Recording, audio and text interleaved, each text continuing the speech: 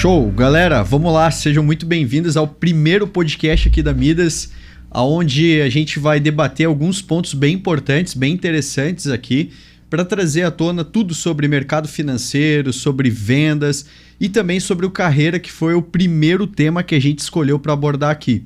Então, deixa eu me apresentar, o meu nome é André, eu sou founder aqui da Midas Planejamento Financeiro e eu trouxe duas figuras de peso aqui do meu time para fazer parte desse podcast. Então, eu queria agradecer a participação aí do Gustavo Borges, ele que é o nosso head de expansão, o profissional que trabalha aí buscando, captando talentos aqui para trabalhar no nosso time. E o Douglas, né, o nosso head de performance, que é o profissional que faz o onboarding desses profissionais que entram aqui na Midas e que começa a trilhar essa jornada de desenvolvimento, de treinamento, né? O nosso profissional de development, né? Que a gente chama lá dentro do escritório. Queria que vocês se apresentassem. Fala aí, Guto, como é que funciona um pouquinho o teu trabalho? Se apresentem para a galera. Bom, primeiramente é um prazer estar aqui, André. É um tema muito importante nos dias de hoje, né? Muito procurado, tem muitas dúvidas. E vamos colocar os pontos mais práticos, mais objetivos e mais assertivos aqui para as pessoas que têm uma dúvida e um interesse em fazer um move de carreira. E vamos lá, cara. É um prazer estar aqui mais uma vez. E vamos para cima. Show, isso aí. Maravilha, maravilha. Então vamos lá. Meu nome é Douglas Brasiewicz, eu sou o Head de Performance na Midas. Sou gestor comercial, Master Coach, analista comportamental e atuo com toda a parte de desenvolvimento dos novos, né? Então o pessoal foi selecionado, chegou aqui na Midas para dar esse start. Eu que cuido toda a parte de treinamento, indicadores de performance, toda essa questão de realmente desenvolvimento para que esse novo franqueado, esse novo assessor ele esteja pronto para o mercado para executar a atividade, né, no padrão da Midas, né? É isso aí. Bom, vamos lá. O que eu queria abrir esse bate-papo, né? Uma conversa assim que eu acho que é bem importante. Quando a gente vai contratar algum tipo de profissional aqui na Midas, a gente sempre tenta buscar um profissional de alto desempenho. Por quê? Porque quando a gente, primeiramente, o foco da Midas na questão cultural é cliente, né? Uhum. O cliente sempre em foco. Então a gente entende que para o cliente estar muito bem satisfeito, muito bem atendido, a gente precisa fazer um trabalho que vai muito além de uma venda, de um produto financeiro. A gente precisa fazer um trabalho realmente de assessoria, aquele trabalho de acompanhamento, aquele trabalho que realmente faz a diferença para o cliente atingir aquele objetivo financeiro. Porque quando a gente fala de mercado financeiro, de planejamento, a gente fala de longo prazo, né? Construção de patrimônio basicamente é isso. Só que vamos lá, o principal desafio na questão de recrutar um profissional que tenha como base esse fit cultural, de entender que quando ele entra na Midas, ele não vai ser apenas um vendedor, ele vai ser um assessor que vai acompanhar esse cliente, é bem difícil. Por quê? Porque a exigência aumenta bastante no mercado, né? Então, um dos conceitos que a gente apresenta na hora da venda é excelência e credibilidade em nossos atendimentos. Então, quando a gente vai buscar profissionais, o que a gente busca? Profissionais que, né, levem essa imagem, essa cultura da empresa lá na rua, né? E Gustavo, até fazendo uma pergunta sobre isso. Cara, a gente sabe que encontrar profissionais bons no mercado hoje está bem difícil, mas sabendo um pouquinho do nosso fit cultural, né? A gente é muito alinhado à cultura organizacional, sabendo que o foco principal da Midas é o cliente. Cara, como é que você faz hoje para identificar esse profissional, para encontrar esse profissional? Como é que você encontra esse profissional para trazer dentro da Midas hoje? Legal, André, é uma boa pergunta. Hoje a gente sabe que boa parte das empresas, escritórios em si, eles contratam muito mais pelas questões de soft skill, comportamental, do que as próprias hard skill, apesar de serem muito importantes. Então a primeira coisa que eu busco avaliar, apesar de que existem muitas maneiras de a gente prospectar, é entender como é que essa pessoa, primeiro um pouco da experiência, né, que ela teve até aqui, e após isso um pouco do comportamento, como é que ela age sobre determinado mercado, sobre um novo mercado que ela tem uma futura tendência a entrar. E são os primeiros pontos, né? Após a gente entender se ela está de acordo com a cultura da empresa. Enfim, são muitos pontos para a gente analisar, mas os primeiros que eu diria é a questão comportamental. Legal, legal. Inclusive, existem alguns estudos, né, que falam que as empresas contratam pelas habilidades técnicas e demitem pelas habilidades comportamentais. Douglas, você que é um cara especialista em pessoas, aí, diversas formações, né, em perfis comportamentais, é um cara que sabe desenvolver muito bem esse profissional. Cara, como é que se identifica que esse profissional, de repente, tem algum tipo de problema comportamental em que em algum momento pode gerar algum tipo de problema na empresa? Perfeito. Na verdade, dificuldades em questões comportamentais geralmente são vistas quando esse novo colaborador, esse novo assessor, consultor é colocado à prova.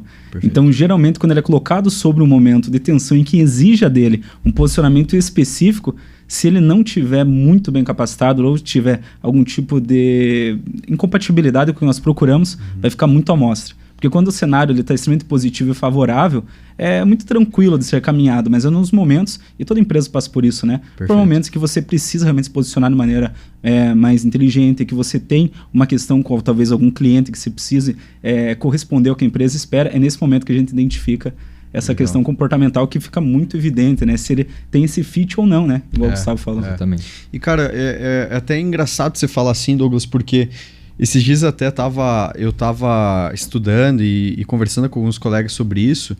E hoje, com base na minha experiência, porque eu fui vendedor há muito tempo, né? Então, a minha habilidade maior é vendas, né? Mas acho que a questão de hoje estar na parte de gestão, recrutando, avaliando profissionais, trouxe um pouquinho mais de feeling, né? Uhum. E, cara, é impressionante, porque quando a gente faz um tipo de contratação, no começo, né, a gente já consegue identificar se esse profissional vai ter performance ou não. E quando a gente fala de performance aqui na Midas, a gente fala de alta performance, né? Over performance. A gente não fala de under performance. A gente não fala de baixa performance. Porque na Midas a gente sabe que o nosso trabalho em relação ao atendimento, em relação à nossa postura, em relação à nossa comunicação, às nossas vendas, ao nosso resultado, hoje a gente está entre os maiores do Brasil no segmento, né? O maior market share da região é nosso. Então a gente sabe que hoje, quando a gente fala em performance, a gente fala em alta performance frente ao mercado. Né? E é impressionante que no começo ali, quando faz aquela trilha pós-onboarding, a gente já tem uma noção muito clara, né? Putz, esse cara vai voar. Né? Ou não, esse cara não sei. A gente tem muito isso, né, cara? Perfeito. E é impressionante, né? E é o comportamento, né, basicamente. E dentro desse comportamento, vale salientar uma coisa muito importante que faz a gente ter um feeling de quanto tempo aquela pessoa ela vai conseguir performar, seja no alto nível ou no médio nível, no início, é a questão de aprendizado. A capacidade e a velocidade que ela tem de aprender, de pegar um assunto novo e colocar em prática e ter um resultado já em seguida. Exatamente. O Guto, acho que entra nessa questão também de ser ensinável, né? O quanto essa pessoa tem a capacidade de não apenas aprender, mas o quanto ela está disposta a, às vezes, deixar alguns velhos costumes ou alguns velhos pensamentos para estar adequando-se à metodologia, à cultura, a esse novo, né, que ela está se dispondo a viver. Então, o fato dela ser ensinável aplica demais. Quando o André fala sobre onboarding, né, é esse embarque, né? E quando, por exemplo, você chega e embarca, né, nesse novo momento de vida que é a Midas, ela tem algumas questões, né, que vai ser necessário essa pessoa corresponder. Questão de treinamento, reportes. E já nesse comecinho, realmente, a gente consegue ter uma percepção clara, né? Exatamente. Mas disso que vocês citaram, vamos lá, vamos tentar agora levar... Porque que, assim, a gente está falando que o mercado realmente busca, né? O que o mercado normalmente lê, entende. E eu acredito que a Midas está hoje num patamar assim, de experiência já muito avançado no quesito de recrutamento, seleção, quem são profissionais over ou under performance, né? E eu acho interessante a gente salientar alguns pontos que tem mais a ver com a nossa cultura e com o nosso DNA. Porque no começo a gente contratava pessoas que não tinham a nossa cultura, o nosso DNA. Mas aí porque também a empresa talvez não tinha essa cultura, essa organização. Então, falando agora um pouco de Midas, o que eu acho que foi um fator determinante para a gente acertar a mão mais em contratação e acertar posições. Foi o primeiro passo. A gente ter uma cultura muito bem definida, né? Puta, qual é o trabalho, qual é o propósito que a gente tem dentro da nossa empresa, onde todo mundo vai caminhar. Aí entram vários fatores da questão do que a gente entrega para o cliente, qual é o resultado que a gente espera que o nosso cliente realmente tenha. Entra também a questão do propósito interno, o que a gente quer aqui dentro, né? Vamos fazer um modelo de partnership, oferecer equity para as pessoas? Vamos. Né? Também foi um fator que ajudou bastante, né? Esse é um diferencial que a gente tem. E o fator de moldar uma cultura organizacional.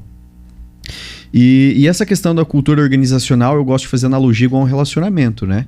Então, por exemplo, se você tem um parceiro, uma parceira que não tem a mesma cultura, em algum momento isso vai dar problema e a chance de ter uma interrupção no relacionamento ela é muito grande, né? Sim. Né? Se a gente não compactua dos mesmos valores, né? Das mesmas ideologias, ou se a gente pensa exatamente, é muito diferente, normalmente esse relacionamento tende a não dar muito certo, né? A gente sofre muitos conflitos. E eu acredito que na vida profissional é a mesma forma, né? E esses dias eu até estava conversando com um profissional que é especialista nisso. Esse profissional ele desenvolveu o Código de Cultura do G4, que para mim foi uma virada de chave, porque quando eu fui lá com o G4 fazer mentoria com o Thales, com o Alfredo, com o Bruno Ardon, fiquei impressionado com o Código de Cultura. Eles estão se comunicando, eles falam do código a todo momento, os próprios profissionais internamente falam disso. E eu saí e me deu um estalo. Falei, cara, que sensacional a cultura enraizada que eles têm. Eles vivem a cultura. Porque a cultura é difícil. A cultura é algo que você não vê, você sente. Né? Ninguém, porque aquele quadro bonito na parede falando de missão, visão e valores não representa absolutamente nada se você não vive aquilo. Exatamente. Né? E quando você começa a colocar a cultura para dentro do dilema ali organizacional da empresa, ali já começa a aparecer uma certa separação. Quem está compactuado com a cultura, pum, legal, performance, sente que está unido, que está dentro. E quem não está compactuado com a cultura parece que espelhe, não concorda, questiona método, processo e por diante. Então acho que ter a cultura é muito importante, né?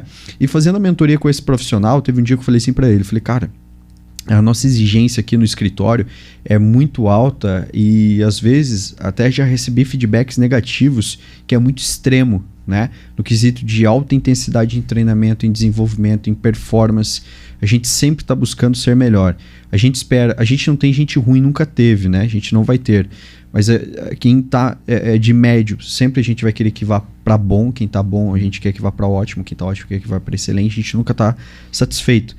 E eu falei, o nosso código de cultura é muito alinhado com isso e, né, vocês sabem, são 12 códigos de cultura que a gente tem, dos mais diversos, né? Desde, né, aceitamos dar e receber feedback, não aceitamos pessoas ou vitimistas ou algo nesse sentido, a gente tem vários. Né? Ou a gente dá resultado da justificativa, a gente tem várias coisas no nosso código bem enraizados. E quando eu apresentei para ele isso e falei sobre esses códigos, ele falou assim, cara, não existe errado, né? Não existe mais ou menos. Ele falou, isso aí compactua com o DNA, com o que vocês vivem, com a gestão, com o modelo, como deve ser feito? Sim, compactua. Então, perfeito. Quem tem que compactuar com a cultura é o pessoal do teu time. Se eles não compactuam com a tua cultura, eles têm que estar fora. Eu falei, tá, mas não é muito pesado? Ele falou, cara, depende. Vai ter gente que vai entrar na tua empresa e ver a tua cultura e vai falar, pô, legal, sensacional, adorei. Me vejo aqui e isso me motiva. Tem gente que vai olhar e falar, cara, não compactua. Né? Olha que interessante. E aí, pensando em contratação, o que a gente tomou a decisão de fazer, né? Do nosso processo. Eu conversei com o Guto um dia e falei, cara, nós vamos fazer diferente agora na contratação. A gente vai pegar o nosso código de cultura, a gente vai ler isso, vai falar isso para o candidato, ele vai assinalar num dos processos se ele compactua com aquilo ou não. E foi interessante, porque teve gente que assinalou sim, compactua em todos os códigos, teve gente que assinalou que um ou outro não concorda. Então, aí na entrevista a gente vai mais bem preparado. Cara, por que você não concorda com o código de cultura tal? Qual que é a tua visão em relação a isso? Se a gente vê que está muito desalinhado do que a gente pensa, que não tem modificação, eu acho que não vale nem a pena seguir, né? E eu acredito que isso barra um pouquinho aquela contratação errada e a gente começa a formar um time cada vez mais de alta performance. Mas vamos lá, o que vocês acham que isso impacta realmente na hora de efetivar, fazer o onboarding, fazer a trilha da jornada do desenvolvimento, da contratação? O que vocês acham assim que a cultura impacta e como isso ajuda no recrutamento ideal? Pode falar. Não, eu sempre gosto de trazer essa questão, né, da cultura, acho que fica bem claro, né? O que é cultura? Vamos começar por aí, né? Sim. Cultura é aquilo que define, que identifica um determinado povo, né? Quando você vai viajar para a Índia, por exemplo, você não fica questionando por que as coisas são daquele jeito. É isso aí. Você simplesmente vive, porque você é uma parte integrante da cultura daquele país. Quando você vai para a China, para o Japão, né, você pode aqui do Brasil questionar por que eles comem cachorro, por exemplo. Mas lá para eles é algo super natural que faz parte da vivência deles. Então a cultura, na verdade, ela não deve ser moldada aos viés de cada um, porque senão ela vira uma cultura Frankenstein, que eu chamo, né? É uma folha de retalhos ali, cada um pedacinho de cada coisa, e ela acaba perdendo identidade. Chega uma hora que você já não sabe exatamente o que você está querendo, o que você significa, o que você representa, e você perde força né, nessa questão. Perde Então a DNA, cultura, né? a partir do momento que ela é simplesmente o suco, né, daquilo que seria, aquilo que nós queremos comprovar, aquilo que nós queremos ser, aquilo que nós queremos mostrar, missão, visão e valores, né? E você tira isso da parede e começa a vivenciar, você cria uma identidade. E tendo identidade, você cria personalidade. Você cria uma cultura forte que identifica um povo, uma nação, por uma forma de agir, uma forma de ser.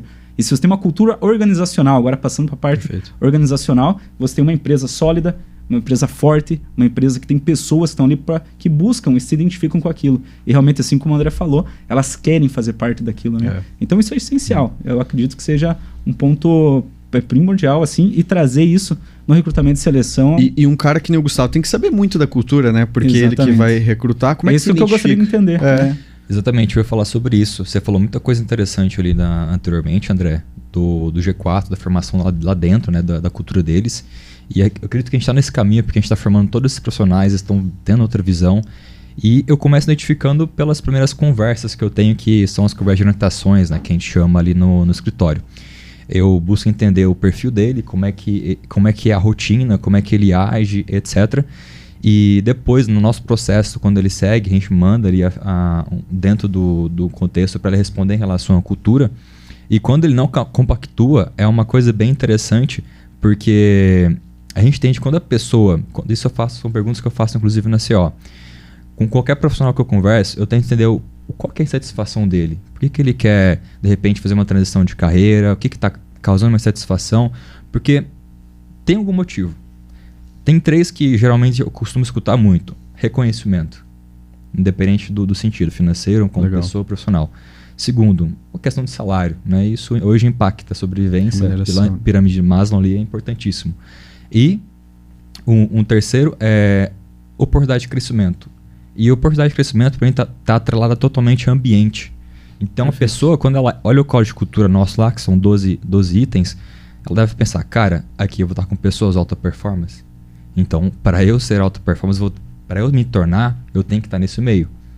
Então, ele já é um divisor de águas muito grande, tanto para nós quanto para a pessoa. E a gente vai descobrir se ela está de acordo mesmo, se ela realmente quer ser alta performance, ou se ela não está totalmente, entre aspas, preparada neste momento. Então, primeiro ponto ali que eu consigo identificar essas questões é na conversa CO. E óbvio que não dá para descobrir tudo, porque dá para se mascarar um pouco, a gente tem que conhecer a pessoa no dia a dia. Mas eu diria que seria neste início. Mas aí tem um ponto interessante, né? A Alice citou 3 coisas que são bem interessantes para contratar de maneira adequada e que as pessoas realmente buscam. Que é a oportunidade de crescimento, reconhecimento e remuneração, né? Esses 3 pontos que você citou. Quando a gente desenvolveu o nosso projeto da Midas, já foi pensando nisso, né? Eu acho que um diferencial que a gente tem aqui, que eu vejo que o mercado tem muito pouco, é o modelo de partnership, né? Então, imagina o seguinte, né? Quem está ouvindo aí. A empresa que você que está ouvindo oferece uma porcentagem da empresa para você permanecer lá e fazer esse negócio crescer? Normalmente não, né? A maioria das empresas não oferecem isso. Eu quando comecei um projeto de partnership na Midas, eu pensei isso. Eu falei, olha, se eu quero ter pessoas boas e reter essas pessoas boas, eu preciso que essas pessoas boas caminhem, né, junto com a empresa. Só que em algum momento essas pessoas boas, porque chega uma hora que o dinheiro ok, a remuneração já está ok, chega um momento que o reconhecimento está ok, a pessoa quer algo mais, algo maior.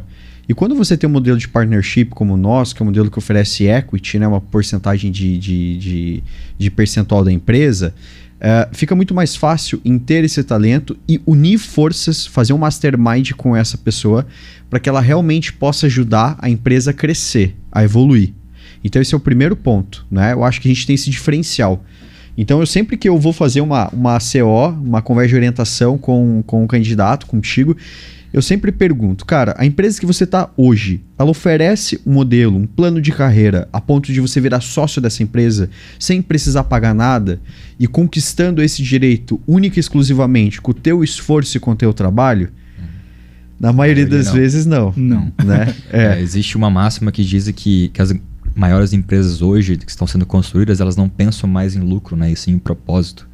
Que as empresas que visam lucro, não que vão falir, mas vão se acabar aos poucos, porque precisa de algo a mais. Exato. Precisa de um propósito, né? Exatamente. Um outro ponto aí que você falou de remuneração, né? Aí eu vou entrar num ponto legal. Porque, vamos lá, normalmente quem é empresário tem uma remuneração volátil, né? Eu vou usar a minha visão. Eu sempre trabalhei no mercado enquanto CLT, sempre fui vendedor, trabalhava com vendas, mas eu tinha uma remuneração muito próxima ao meu padrão de vida, né? Então eu não conseguia conquistar grandes coisas. Por quê? Porque a minha remuneração não me permitia sobrar dinheiro para montar uma empresa. Eu pensei, cara, e agora? Como é que eu vou montar uma empresa e ganhar mais, ganhar dinheiro? E daí eu tive uma oportunidade no mercado financeiro, né, como essa que a gente oferece, que me deu a possibilidade de ter uma remuneração de empresário, uma remuneração extremamente elevada, porém, essa oportunidade, ela me trouxe uma possibilidade de não ter uma remuneração também ao mesmo tempo, porque ela sofria uma certa, volatilidade ali. Agora tem muita gente que quer ter uma renda maior, que quer crescer, que quer melhorar, que quer, né? Só que não está disposto, não está disposto a tomar risco, a de repente ir pro volátil, né? Porque no nosso time a gente tem gente que pode ganhar 25, 30 mil no mês e pode ganhar 0 se não vender, né? Dependendo, pode ficar com 0. Aí entra, acho que aquela capacidade, né, de ser um empreendedor que a gente tanto fala. Porque para você ser sócio de um negócio de uma empresa, você precisa, no mínimo, no modelo de partnership, trabalhar muito, ter uma excelente remuneração, excelente desempenho, mas você tem que ter um perfil empreendedor. O cara que já não tem perfil empreendedor não entra já no time e também não conquista nada, né, ao longo do tempo. Então, cara, essa capacidade de ser empreendedor é um ponto mais difícil ainda de encontrar candidatos, porque basicamente torna-se o processo muito mais complexo, né? Então, por exemplo, hoje quando a gente vai contratar, o que a gente normalmente busca? Um profissional que normalmente é CLT, e aquele cara é muito bom pro CLT, e ele ganha muito pouco perto do que ele merecia de fato, porque o CLT você ganha baseado no quantas horas você vende para aquela empresa, ponto. Então, esse profissional que é bom demais pro CLT, ele faz muito sentido em trabalhar no nosso time, porque ele vai ser remunerado pela meritocracia, pela produtividade dele. Então ele tem uma tendência a ganhar muito mais do que de fato ele ganha no CLT, porque ele é remunerado pelos resultados. E ele não tem um teto de ganho, é uma renda extremamente escalável, que pode se tornar cada vez maior, né? E um outro profissional que a gente gosta muito é o cara que às vezes já é profissional PJ, já está acostumado a trabalhar enquanto autônomo ou receber por produtividade e meritocracia, e depois esse profissional acaba ingressando no nosso time e também tem a oportunidade de ganhar mais. Por quê? Porque vem no mercado financeiro, um mercado que está aquecido, que está crescendo cada vez mais, está em alta e que tem uma possibilidade de remuneração muito fora da curva do mercado que a gente conhece, né? Então, essas características formam um profissional com capacidade de entrar no nosso time, né? E que são profissionais que têm aquela mentalidade mais empreendedora, né? E aí eu até queria te perguntar isso, Douglas, no sentido de, você que faz o onboarding com o cara, você pegou esse profissional, você vai começar a treinar ele. A gente tem uma discrepância ali muito grande do que a gente sabe, do que realmente vai dar certo, daquilo que tem dúvida. Que momento que você olha assim pro cara e fala, cara, esse profissional aqui, a gente acertou. Ele é muito bom profissional. Esse cara tem perfil. Porque tem vezes que você chega lá pra mim e fala, esse cara vai voar. Como é que você tem essa leitura? Maravilha, boa resposta. Vamos lá. O onboarding é o mesmo para todos. Porém, tem profissionais que performam muito rápido e com alto nível de excelência. E o que seria nível de excelência no onboard de treinamento? É alto nível de entrega. E quando eu digo entrega de si mesmo. Porque tudo vai de comprometimento e dedicação. Legal. Tem uma questão que a gente precisa analisar. Como nós pegamos profissionais que muitas vezes vêm no ambiente CLT, essa pessoa está acostumada a receber ordens diretas e executar uma determinada função. A partir do momento que você abre um pouco mais de possibilidades para ela e agora só compete dela, só realmente ela é a única responsável pelo desenvolvimento dela, às vezes ela fica perdida. Entendeu? E às vezes ela não entende direito como fazer a gestão de tempo, como fazer a gestão do conteúdo que ela precisa consumir naquele período de tempo, e às vezes a pessoa perde a mão. Geralmente os profissionais que mais se destacam são os profissionais que têm uma boa gestão de tempo, tem uma autorresponsabilidade muito grande, sabe entender o seu lugar ali e sabe exatamente onde quer chegar. Você percebe que isso não são coisas técnicas. Não são treináveis, né? Não, isso é algo Aí dela. tá. É algo de caráter. A pessoa se comprometeu comigo, Douglas, hoje eu vou fazer isso. E se essa pessoa não tem essa capacidade, é culpa do Gustavo, né? Que não passou nisso no processo de avaliação. O Gustavo poderia ter feito alguma coisa ali para filtrar melhor esse profissional. Exatamente. Então eu tenho Tudo cases, é um processo, né? Eu tenho cases, André, até você falou, né? Eu tenho cases de profissionais que me reportavam diariamente o avanço, né, na nossa universidade. Nós temos uma Universidade de Midas, Sim. né, que possui ali várias aulas para serem assistidas, e existe uma tarefa de onboarding que essa pessoa tem que reportar para mim o avanço dela conforme o tempo vai passando. Por quê? Porque eu consigo acompanhar a evolução, o tempo, consigo ter uma projeção e já consigo mais ou menos esperar e moldar esse novo membro do time já nesse momento. Tem profissionais que me reportam diariamente de maneira exemplar, um nível de organização muito claro, uma síntese muito bem feita. Legal. E tem profissionais que deixam o negócio arrastado, se perdem no meio do caminho, daqui a pouco passou 1, 2 semanas, o cara tá ali e esfria. Esfria porque o nível de comprometimento é baixo.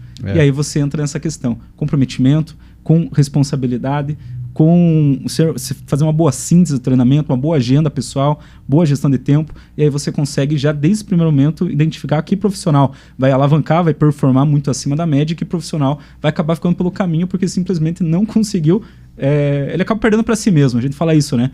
Tem um vídeo muito bom, Dave Goggins, no YouTube, que fala: vença a batalha contra si mesmo. Cara, é basicamente isso. Os candidatos, eles não perdem pro processo nesse começo. O começo ele perde para ele mesmo, né? Isso é interessante.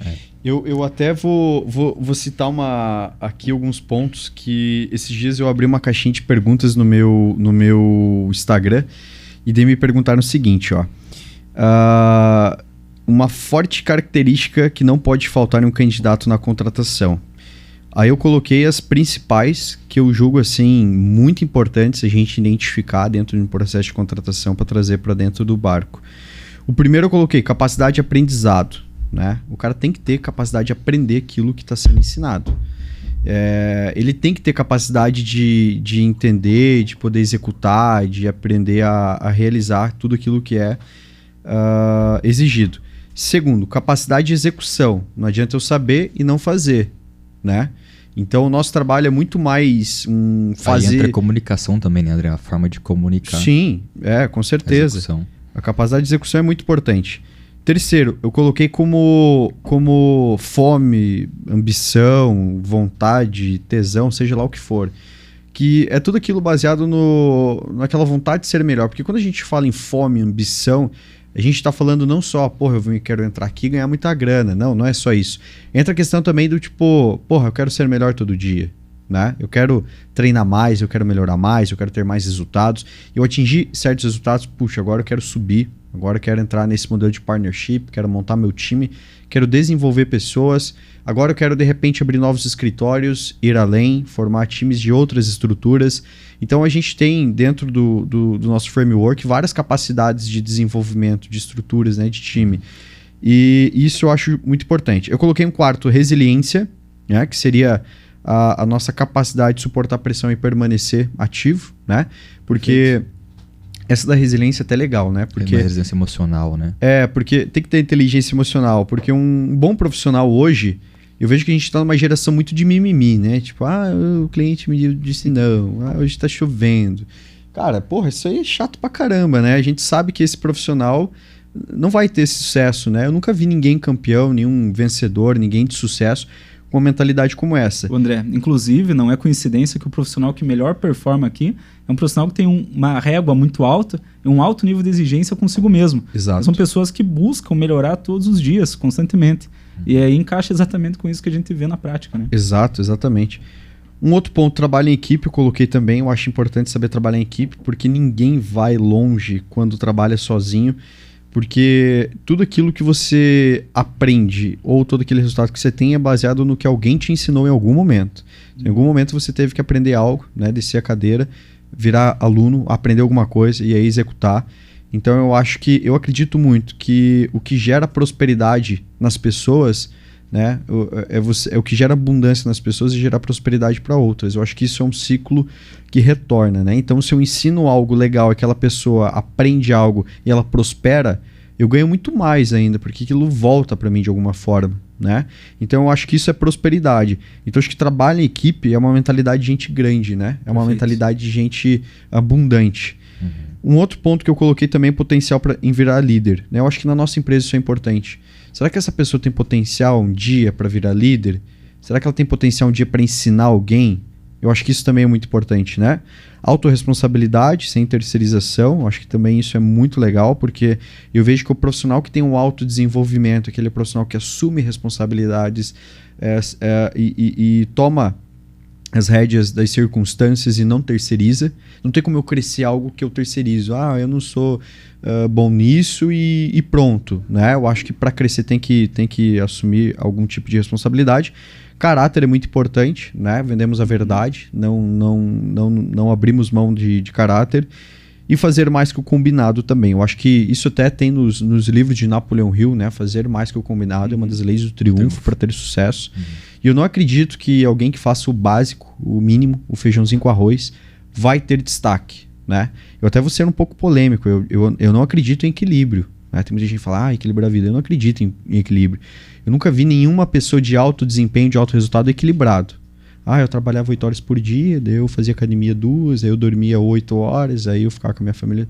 Eu não acredito nisso, eu acredito em desequilíbrio para você ter resultado. Quem sabe depois você gerencia melhor isso. Mas se a gente pegar as maiores atualidades assim, do mundo dos negócios, Elon Musk, etc., é um cara equilibrado. Ele trabalha 8 horas por dia. Não. Tem pessoas fora da curva. Né? Mas cara, só pra gente fazer um overview aqui geral do que a gente debateu aqui, do que eu citei 9 pontos. O que vocês acham, né? Falando como head de performance, falando como head de expansão, o que vocês acham que seria insubstituível, assim, que algo inegociável?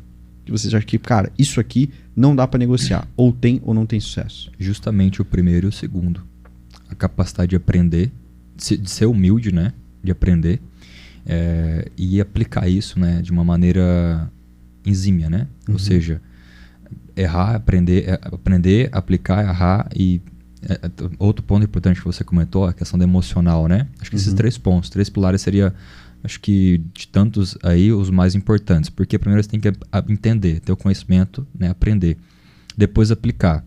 E a gente sabe que existe um processo para todas as coisas, né? Ninguém vai realizar as coisas da noite pro dia. Então ele vai errar, ele vai ter dificuldade, principalmente no nosso mercado, que é um mercado que ele exige um pouco de não tanto conhecimento técnico, né, mais comportamental, emocional, mas ainda assim exige, e até que a pessoa pegue todos os pontos e consiga aplicar numa linha de raciocínio que faça sentido, que o cliente, no caso, consiga entender.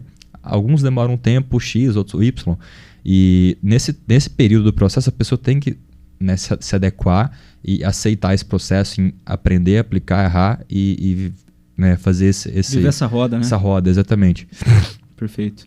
Eu gostaria de trazer a questão da ambição, porque eu sempre digo que a pior coisa que pode acontecer na tua vida é uma meta medíocre muito pequena se tornar realidade. Então, pessoas que não têm ambição, elas se contentam com muito pouco.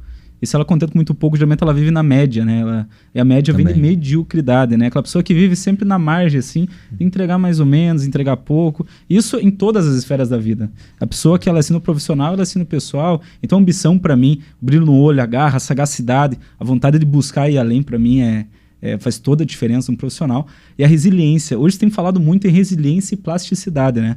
A resiliência é a capacidade de você tomar pancada e continuar ali. A plasticidade é a capacidade de você tomar pancada, adaptar essa pancada e aprender com isso, se moldando, né? Então, ainda mais que esse mundo que a gente vive, que as coisas mudam muito rápido, você ter um alto nível de plasticidade é algo que vai automaticamente posicionar à frente de outras pessoas que caem na primeira pancada, né? Que receber uma pressão, ela já sucumbe. Então, isso também a gente fala inteligência emocional, a capacidade que essa pessoa tem realmente de saber lidar com as emoções, tanto dela como dos clientes, da equipe, né, do time que ela vai vir a montar, isso é muito importante. Eu acho interessante que você falou no final sobre o desequilíbrio, né? Fala-se muito sobre a tal zona de conforto, né? A evolução, o processo de melhoria contínua, ele está sempre além de uma zona de conforto. E se está além da zona de conforto, é uma zona desconfortável. Ou seja, uma zona que você não consegue equilibrar muito bem. Então, o processo de evolução, ele parte de um princípio que dói, que é incômodo, que você tem que dar um passo além daquilo que tá gostoso aqui, né? Se você quiser realmente evoluir. É que quando dói, as pessoas não querem sentir dor, né? Elas dão um passo atrás. Dão um passo atrás. não evoluem, né? Não evolui. Porque é impressionante. Quando a gente fala de maneira racional, porque para crescer tem que ser da zona de conforto, mas na prática não é tão simples, né? Quando exige dói, alguma tipo, coisa, né? Isso aqui não é para mim, é muito difícil, né? E quando tem uma exigência mais elevada, é um pouco mais complicado. E essa questão é interessante, porque a gente fala muito isso na Midas, né? A gente tem uma possibilidade de uma remuneração extremamente fora da curva, no sentido de ser extremamente escalável, né? Então, lá a nossa remuneração você recebe baseado naquilo que você produz, né? Então, se você produz muito, você ganha muito. Se você produz pouco, você ganha pouco. A gente pode ter profissionais ganhando na casa de 6, 7 mil, como a gente pode ter de 25, 30 mil reais. Fazendo, né, basicamente a mesma coisa, né? Basicamente a mesma coisa. Mas por que às vezes, vamos pensar da seguinte forma, porque você estava falando ali, Douglas. Cara, o que faz um profissional rampar a média? Tipo assim, cara, eu tô na média. Isso não falando nem só de Midas, falando de qualquer profissão no mercado. O que faz o cara rampar a média? Pô, tô na média, rampei. Agora eu subi um patamar, me tornei aquele cara diferenciado, eu sou diferente do mercado. O que você acredita ali que é o pum? Maravilha, eu acredito que a primeira mentalidade, começa por aí. A pessoa que tem uma mentalidade autorresponsável, antifrágil, mais resiliente, automaticamente ela tende a ir além. Outra coisa, pessoas que performam diferente são pessoas que elas não gostam de agir como a maioria age. Vocês já chegaram a fazer essa conclusão. Pessoas que se enquadram na minoria, elas fazem como a minoria faz. Elas trabalham mais, elas se dedicam mais, elas correm mais, elas estudam mais. Elas sempre fazem algo além, né? Eu gosto muito do Kobe Bryant, né? O Kobe Bryant, ele era, assim, fantástico. Ele era muito acima da média. Por quê? Porque ele agia acima da média. Então, eu penso que as pessoas que têm um nível de performance muito alta são pessoas que elas provaram a si mesmas, treinaram incansavelmente. E não é à toa, não é coincidência. Tem até um ditado que diz, né? Trabalho duro vence talento, né? Então, vai muito da questão de você se colocar à prova e você se colocar todos os dias num cenário de que eu preciso melhorar, eu preciso evoluir, eu preciso dar mais de mim. Tem três coisas que estão totalmente ligadas. Uma que a gente acabou de falar aqui em relação ao equilíbrio, ao ponto que você colocou em relação à ambição, e em relação ao que a gente falou há pouco tempo atrás sobre a empresa, propósito. Eu também não acredito no equilíbrio, né? Sim, eu acredito no equilíbrio, mas depois de um período de você gerar um desequilíbrio. Porque dificilmente, né? Acredito que tenha poucas histórias de pessoas que conseguiram ter uma vida perfeita, totalmente equilibrada durante toda a sua jornada. Em algum momento elas tiveram que pagar um preço, né? Exatamente. Aí que tá. Exatamente. Só que para elas pagarem esse preço, elas têm que estar em um local que compactua com o propósito dela, que vai gerar essa ambição, né? O Kobe Bryant, o Goggins que você falou, cara, eles tinham objetivos muito nítidos. O Goggins em entrar pro SEALs, o Kobe de ser o melhor do mundo no esporte que ele praticava. E isso fez com que ele gerasse desequilíbrio para que depois, né, ele descansasse, entre aspas, conseguisse gerar um equilíbrio no restante das áreas da vida dele, seja pessoal, familiar ou outra qualquer. Acho que isso é bem importante a gente deixar bem claro. Você falou uma coisa que eu achei interessante ali. Você citou o Antifrágil, né? E me veio na cabeça o livro do Antifrágil, de Nicholas Nassim Taleb. E o livro Antifrágil, do Nicholas Nassim Taleb, me ensinou uma lição muito interessante que eu sempre levo dentro de um processo de contratação dentro da Midas. Tem um trecho no livro, né, que Nicholas Nassim Taleb fala que o sistema CLT torna pessoas frágeis, né? Por quê? Porque normalmente aquele profissional entra com aquela intenção de ficar lá por muitos anos, ela aprende só aquilo que é exercido da função dela. E que é exigido dela, né? E não aprende mais nada diferente, fica totalmente na zona de conforto, fica lá por muito tempo, né? E quando passa um tempo que ela já está mais velha, ela não tem tanto valor. Por quê? Porque o mercado muda muito e normalmente uma empresa como essa coloca uma pessoa mais jovem que entra fazendo praticamente o dobro do que ela faz e muitas vezes cobrando a metade do que ela cobra de remuneração. E a empresa, para ficar mais competitiva no mercado, faz essa substituição, o que é natural do mercado, né? Só que quando esse profissional sai do CLT, esse profissional vai para o mercado, fica desempregado e normalmente torna-se o frágil, Por quê? Porque esse profissional só sabe fazer aquilo naquela empresa, naquele segmento. Dela já está desatualizada, está fora do mercado, já está mais velha. E aí entra no dilema. E agora? O que eu faço? Né? E ela achou que ela tinha estabilidade nesse sistema. E eu costumo dizer, estabilidade não existe. Né? Existe mais quando você é profissional e empresário do que quando você é um CLT. Porque quando você é empresário e você domina a tua função, domina a tua profissional, é um profissional realmente muito bom, você não tem chefe, depende única e exclusivamente de você, você tem muito mais segurança. Eu prefiro depender muito mais de mim do que depender de um terceiro. Eu costumo dizer que quem tem chefe não tem estabilidade. Esse chefe pode chegar lá amanhã e falar, cara, ó, mudou alguma regra na empresa, hoje não dá mais para manter, eu recebi uma ordem no superior, a gente vai fechar a sua unidade, você não faz mais parte do quadro. Ou, cara, recebi ordens e de repente trocar, surgiu um outro rapaz mais jovem, né? Você ganha 10, ele cobra 4, a gente preferiu ir por redução de custos e acabar colocando as pessoas. E as pessoas vão para o mercado extremamente fragilizada, né? Então, no livro de Nicholas Nassim Taleb, ele traz esse conceito e ele faz uma analogia com 2 irmãos, que um é taxista e em tese a visão que a família tinha dele não era legal, porque o cara é taxista, não estudou, não quis entrar numa grande empresa, seguir numa carreira, né? Aquela velha distorção de realmente do que é o correto, né? E o outro irmão estudou, se formou, fez estágio, seguiu uma carreira inteira dentro de uma grande companhia. Só que em algum momento ele foi dispensado e esse irmão ficou pobre, sofreu dificuldades financeiras e o taxista estava cada vez melhor. Porque enquanto PJ, ele dominava o trabalho dele, dominava a profissão dele, só dependia dele. Né? E ele estava cada vez melhor naquilo que ele se propôs a fazer. E aí mostrou a diferença. Né? Então, esse é um ponto legal. E aí eu vou trazer uma polêmica aqui. Quem tem mentalidade CLT não tende a ter tanto sucesso assim.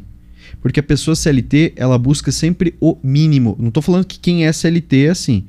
Uma coisa é ser, outra coisa é estar CLT. É isso que eu ia comentar. Eu fui CLT por muito tempo, não estou criticando o sistema, mas eu sempre quis sair do CLT, porque eu queria ganhar baseado no meu trabalho, na minha meritocracia, porque eu acreditava que eu poderia ir além. Tem gente que é o contrário, pensa assim, putz, se eu for pro PJ eu vou ganhar menos.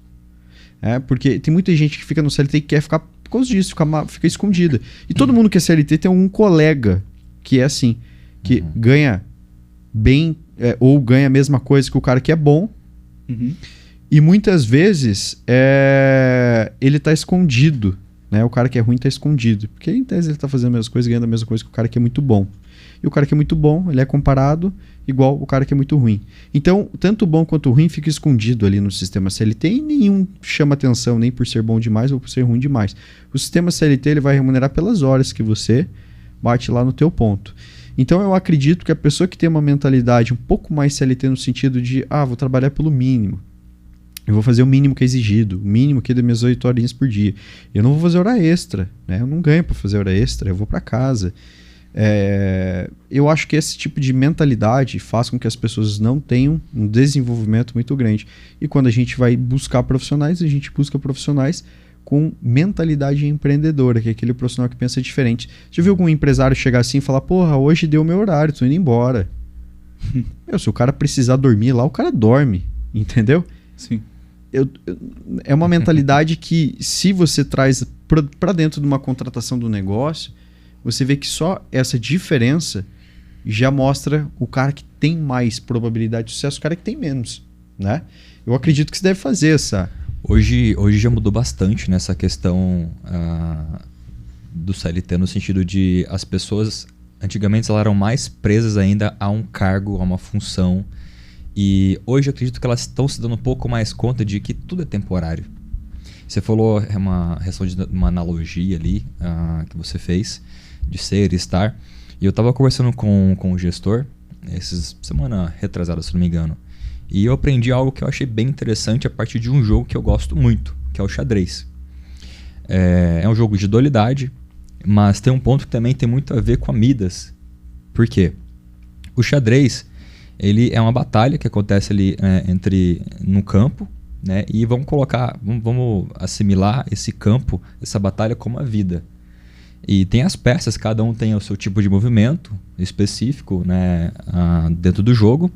Mas tem uma peça que ela pode, mediante a um ambiente, né, as demais peças, e com uma estratégia, chegar do outro lado e ela se tornar quem ela quer. O peão. É engraçado porque ele tem um movimento que ele só vai para frente, né? Só na primeira jogada ele pode andar para 2 para frente, mas as demais ele pode andar só uma. E veja que se não tiver estratégia, se a pessoa tiver crenças, tiver uma mentalidade um pouco fraca, vamos colocar ali, em algum momento do jogo o peão vai ficar travado. Vai ficar no jogo ali literalmente bloqueado.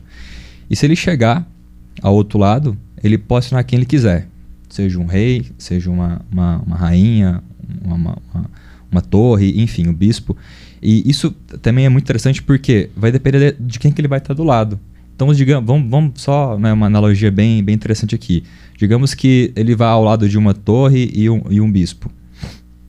Ele vai traçando uma estratégia de ir até o outro lado. Ele pode se tornar mais uma torre ou mais um bispo. Mas, mediante a mentalidade dele, também pode se tornar um rei. Mas o que é interessante desse jogo? Não é questão de ganhar, e sim aprender para ir para um próximo nível. E assimilando, trazendo isso hoje para a nossa realidade, é exatamente isso que a gente quer.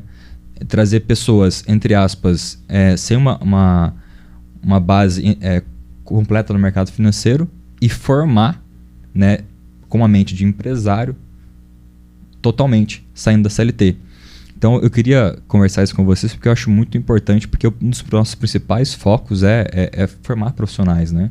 Perfeito. Tirar dessa mentalidade do CLT, não que seja ruim, também já fui, apesar de que o meu primeiro emprego foi criança e coincidentemente foi autônomo, foi trabalhando sozinho.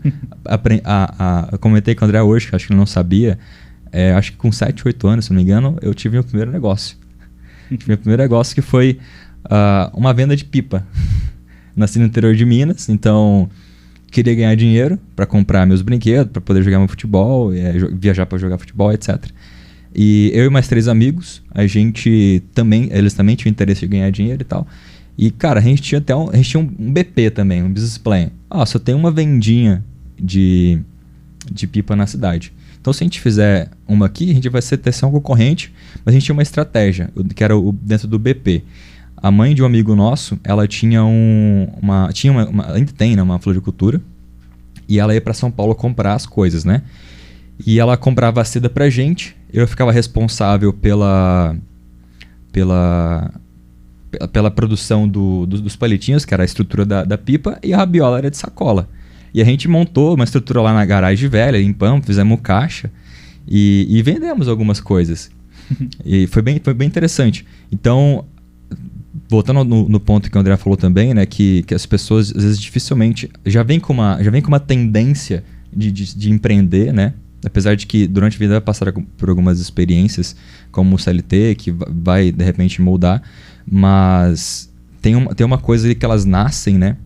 Que durante a formação, né, desde criança, adolescência, que já tem uma tendência de poder fazer mais. E é esse tipo de pessoa que a gente busca. Perfeito. Né? Apesar que tenha uma experiência no mercado, que se modifica um pouco, mas a essência lá ainda é de uma essência ambiciosa, de querer mais, de buscar mais. Essa diferença do ser e estar CLT é vista também na minha história, né? Eu fui gestor em algumas multinacionais e tem um conceito que é muito abordado que se chama intraempreendedorismo, que é você estar dentro de um ambiente empresarial, né? Mesmo CLT, e você atua como empreendedor lá dentro. Eu sempre fui insatisfeito, então eu chegava a ver um processo mal feito, eu não ficava esperando que meu chefe viesse lá e me dissesse como que eu deveria agir, um regional, um diretor. Autogestão, né? Eu ia lá e eu desenvolvia um novo processo, apresentava, e teve muitos processos que eu apresentei que viraram processo da empresa, da regional depois. Uma planilha que não funcionava direito, eu ia lá, arrumava essa planilha, apresentava essa planilha. O processo de PDI, né, Plano de Desenvolvimento Individual, era fraco. Eu ia lá e desenvolvia um plano para minha equipe e atuava com aquele plano. Tava nem aí o que eu achava, que não ia. Por quê? Porque para mim, dessa forma, funcionava melhor. Então, eu acho que essa insatisfação com o momento atual, como as coisas estão, e de querer estar sempre num processo contínuo de evolução, e quando você atua como gestor, automaticamente, como você pode, de maneiras mais eficientes, né, desenvolver pessoas, formar pessoas, isso automaticamente, independente de onde você está. Então, não quer dizer muito onde você está, mas é quem você é realmente. E a pessoa que ela tem esse espírito dentro dela, realmente, ela trava na dificuldade. Ela espera que alguém venha ajudar, venha estender a mão, que alguém apresente uma solução para ela. E o cara que é intraempreendedor, mesmo dentro de qualquer empresa, ele automaticamente vai propor melhorias, soluções. É o cara que bate no peito e chama a responsabilidade e faz. Acho que aí a gente fecha esse ciclo de, cara, esse é o espírito empreendedor. Muito além de você ser empresário, mas de você empreender melhorias contínuas de evolução no ambiente que você está. Exatamente. Não, é muito legal a gente ter esses insights aí, porque geram algumas reflexões bem interessantes, né? Para quem quer trabalhar no mercado financeiro, vamos ser mais específico, né? Falando de mercado financeiro, o que seria o perfil ideal aqui da Midas? Bom, vamos lá. Isso eu posso falar porque é a minha rotina, identificar isso no profissional. Além de vários pontos que a gente já comentou aqui, né, André, teve um que a gente deixou um pouco de lado, mas que é muito importante. Hoje, o mercado financeiro não é algo tão dificultoso, tão desafiado. Existe o desafio, mas para entrar, né, a barreira de entrada, nem tanto. Basta ter aquelas questões de soft skills que a gente já comentou, né, a questão comportamental, ambição, né, e além desses, tem um ponto que é a questão de network. Eu acho que isso é válido para a vida toda, né? Sim. Tanto profissional quanto pessoal. Volta a questão do ambiente. Coisa legal. Né? Volta a questão do ambiente, você ser a média das pessoas que você convive. Então, além dos pontos já citados, importantíssimos, acho que talvez o Douglas possa lembrar de mais algum diferente, mas eu gostaria de ressaltar a questão de network. E não são pessoas, não é aquela... Às vezes o pessoal pensa, tem que ter uma carteira de clientes. Não. Primeiramente, ser uma pessoa bem relacionada, né? Uhum. E ser uma pessoa recomendável.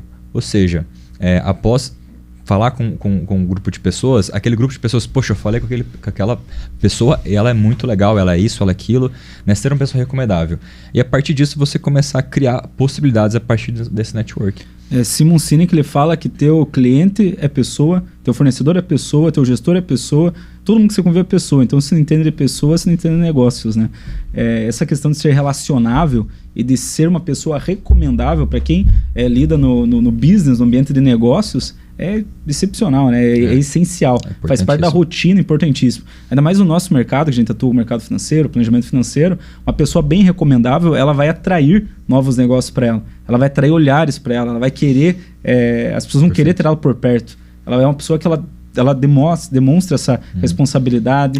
Ela atrai coisas positivas para ela automaticamente. E o que é uma pessoa recomendável? Uma pessoa recomendável é uma pessoa que as outras pessoas ao redor olham, elas sentem confiança, segurança de olhar. Por exemplo, André, eu vou recomendar amigos, né? Amigos meus para você, porque eu entendi que você agrega valor, que você traz uma proposta verdadeira para mim. Isso é recomendável. Você parece estar bem, você parece ser uma pessoa muito bem sucedida e eu quero estar perto de pessoas assim como você, então eu vou recomendar pessoas, amigos meus, para você.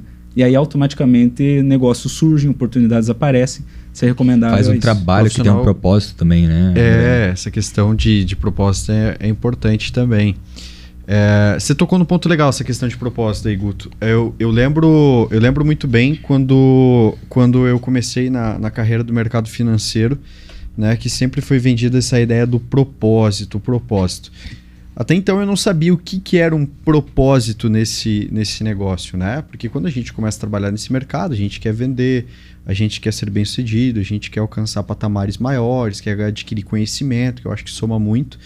Mas eu entendi verdadeiramente o propósito que a gente leva na vida das pessoas quando eu comecei a ter clientes que tiveram resultados expressivos, né? Sejam eles os que investiram ou sejam eles os que tiveram algum tipo de cobertura de sinistro que foi pago. Né? Exatamente. Eu costumo dizer que, né, nunca nenhum cliente se arrependeu por ter feito algum tipo de trabalho de planejamento financeiro, né? Investir, contratar seguro, algo nesse sentido. Então, eu vejo que essa questão do propósito é muito importante, a gente ter realmente isso. Porque vamos lá, vamos falar de vendas, né? Eu já vendi diversos produtos, mas tudo que eu vendi, cara, não significava muito, não tinha tanto propósito. Tanto é que os meus clientes de empresas anteriores talvez nem lembram mais de mim, porque eu não gerei nenhum tipo de experiência na vida deles. Agora, depois que eu entrei no mercado financeiro, ficou muito mais fácil, né, entender o que é propósito. Porque eu vendo algo que realmente faz a diferença na vida das pessoas. E eu acho que isso é um ponto legal da nossa profissão. E para quem está ouvindo a gente ou vendo a gente aqui, é um ponto legal de prestar atenção, porque de repente vai chegar à conclusão que, porra, é legal, né? Trabalhar no mercado financeiro não só pelo quesito de partnership ou de ganhar dinheiro, mas é legal também porque vai entregar realmente um valor na vida das pessoas, algo realmente diferente, em algum momento, significativo, que faz a diferença na vida das pessoas. Em algum momento, aquela pessoa que foi impactada por você vai ter algum tipo de resultado muito expressivo graças à abordagem que foi realizada. E isso é legal, porque você pode vender com convicção, com energia, com entusiasmo, e isso é um diferencial para quem trabalha no nosso segmento, né? E falando de mercado financeiro, a gente acha que, apesar dos meios de comunicação serem diversos, tem muita gente que ainda não tem um contato, não tem um acesso. E às vezes é um consultor, né, um consultor da Midas que pode dar, entre aspas, né, fornecer, apresentar esse acesso a esse mercado e, mediante a essa atitude, né, do consultor e também da pessoa, ela mudar a vida dela, ou naquele momento, começar a mudar a vida dela, ou lá na frente, por conta dessa atitude passada, gerar um fruto bem interessante, ou necessário, na verdade, né?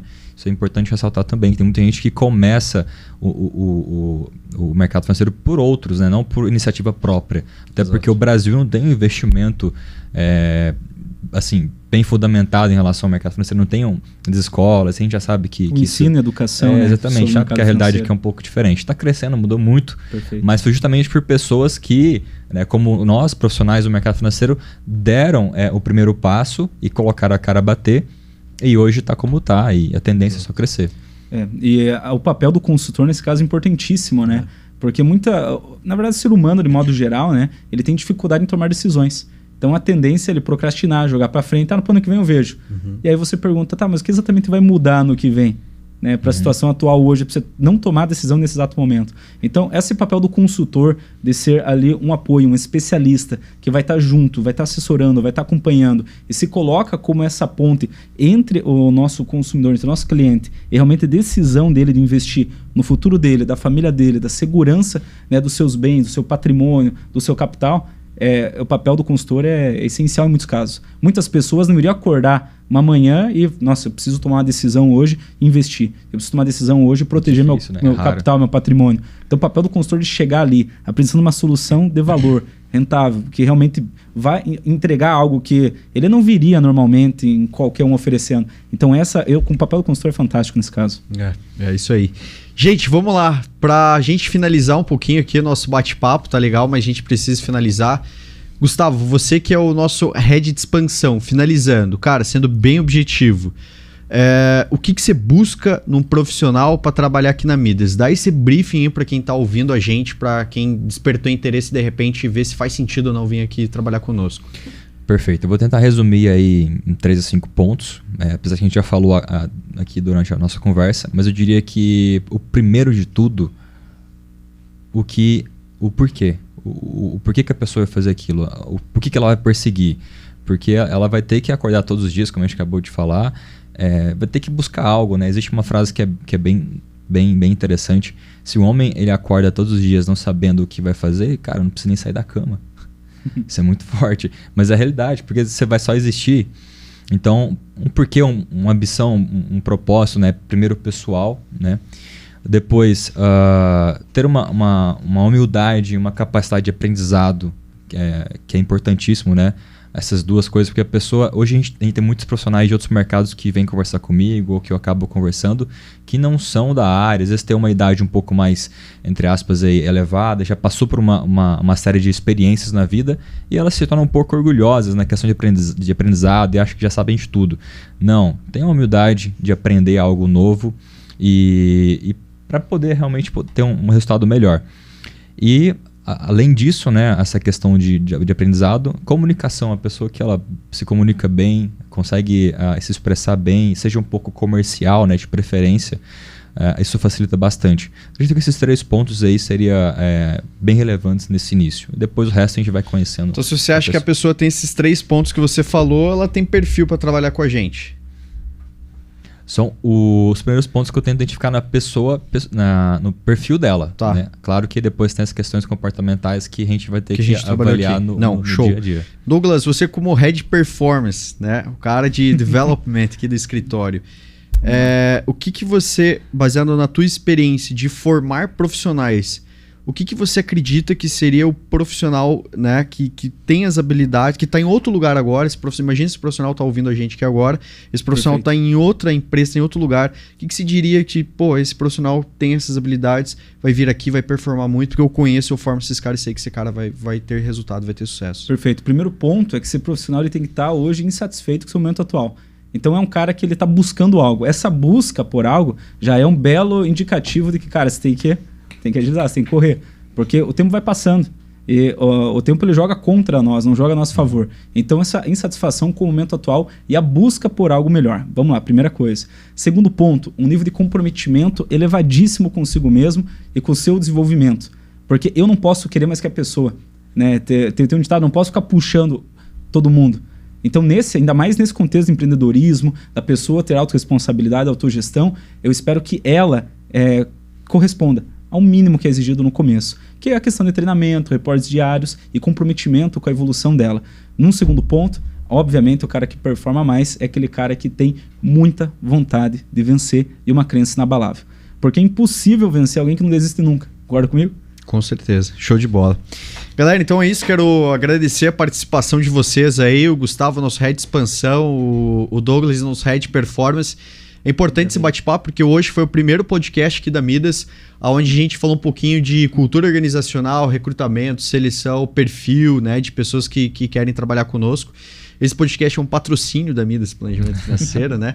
Acesse o nosso site midas.com.br e você vai ter acesso a uma aba de recrutamento no nosso site, onde lá você pode deixar o seu currículo, alguns dados pessoais, e o nosso time de especialistas vai entrar em contato, encabeçado pelo nosso head, o Gustavo. E se você ouviu, entendeu que tem essas habilidades, esses skills, né, que a gente debateu aqui hoje, vai ser um prazer avaliar você, quem sabe ter aqui no nosso time, né? Crescer nesse modelo de partnership, de repente, futuramente montar teu time, ter equity dentro da nossa empresa, uma forma de você prosperar não só na tua remuneração, mas na tua carreira ao longo do prazo, né? Que é o nosso principal objetivo.